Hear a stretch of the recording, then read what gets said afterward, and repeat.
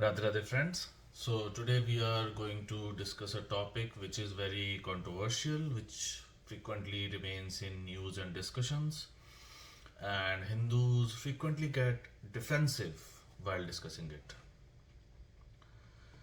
So the people who say that South India or Dakshina Bharatiya people are moolnivasis, adivasis, and hence South Bharatiya languages are ancient. Yeah, that is true. South Bharatiya languages are indeed old. They are very ancient, there is no doubt about that. Whether they are older than Sanskrit or not, for that we will have to go into research, archaeological evidences, and proofs. But that is a topic for some other day. But I don't understand what is the need of that debate. Even the right wingers always try their best to prove that Tamil cannot be older than Sanskrit, that it is Sanskrit which is older than Tamil. Whether it is older than Sanskrit or not, what different what difference does it make? Regardless of it being older or younger than Sanskrit, it is sacred for us. It is Devi, it is mother for us, it is worth worshipping. Sanskrit is Devasha, language of the gods, no doubt. But so many scriptures, dharmic texts have been written in Tamil, so it is as respect and worship worthy as Sanskrit.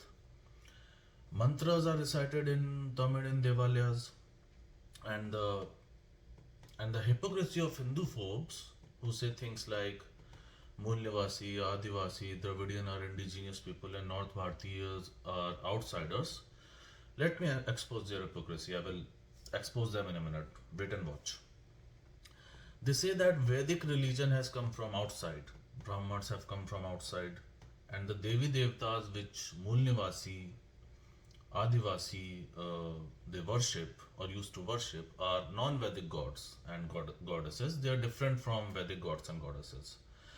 And to some extent, it is true as well that some Devi Devtas are indeed different.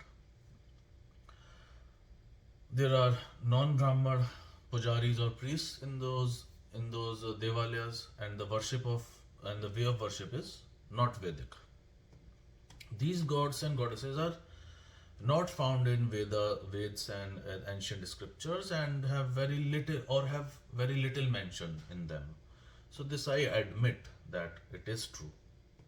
But before internet came in my life, when I did not know this moolnivasi adivasi politics, before this Aryan Dravidian politics was introduced to me by the internet, I did not even know that there is any difference between Vedic Devta and non-Vedic Devtas. That our gods and goddesses are different. Okay, now consider this. Suppose a Hindu goes to a tribal area. Okay, supposedly moolnivasi, adivasi, or indigenous area he goes to.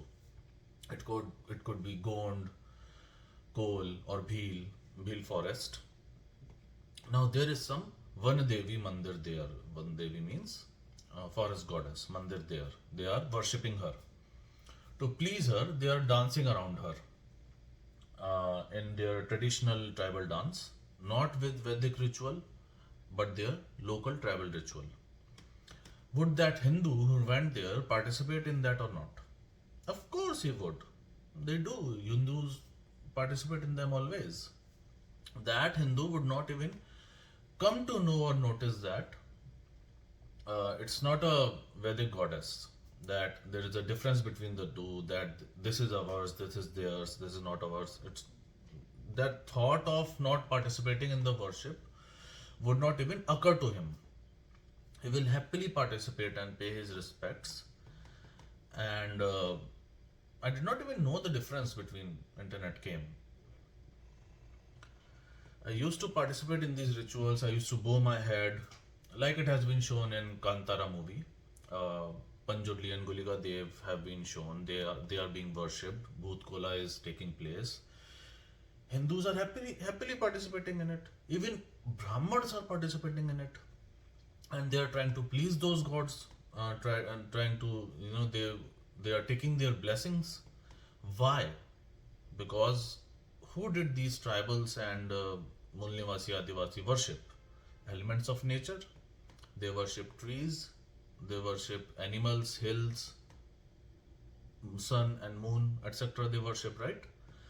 They give sacrifices like Bali, animal sacrifice, and Vedas also mention Bali or animal sacrifice. We also worship the same elements, so there is no difference. Veds also have mantra or verses of sun and moon. Even the wedding rituals of frogs have been mentioned in Veds. Purans also have Purans. All the Purans have also worship of nature's elements. So adopting indigenous people's rituals and traditions, participating in them, promoting them, respecting them, and most importantly, protecting them. Who does all of these things? Hindu religion does. Only Vedic Dharma, only Sanatan Dharma does this. Right? It's the only one which does not want to annihilate them, instead, mixes with them. That is what has happened in Bharat. That is why we don't know the difference whether the mandir near our home is Vedic or non-Vedic, is of Vedic Devi or non-Vedic Devi, right? Whatever mandir is nearby, we go to it, we visit it. And it's only Hindus who are most vocal about protecting the rituals of Grama Devi, that is village goddess, Vana Devi, which means forest goddess, or and Kul Devi, which is the Devi of your, which is goddess of your lineage and ancestors, right? That don't stop their worship, keep the tradition alive. It's our duty.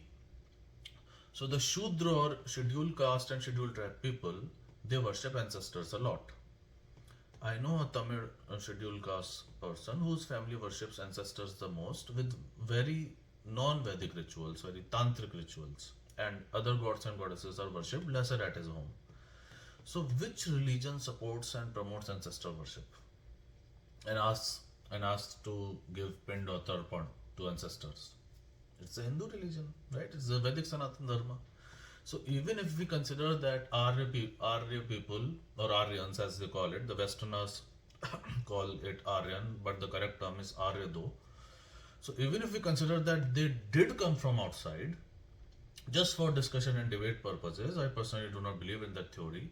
Still, you are making two such groups fight each other, which are the same, which are not different, which have lived together for umpteen millenniums, which have not finished each other, instead completed each other, right? Such that their differences got blurred to the point of extinction.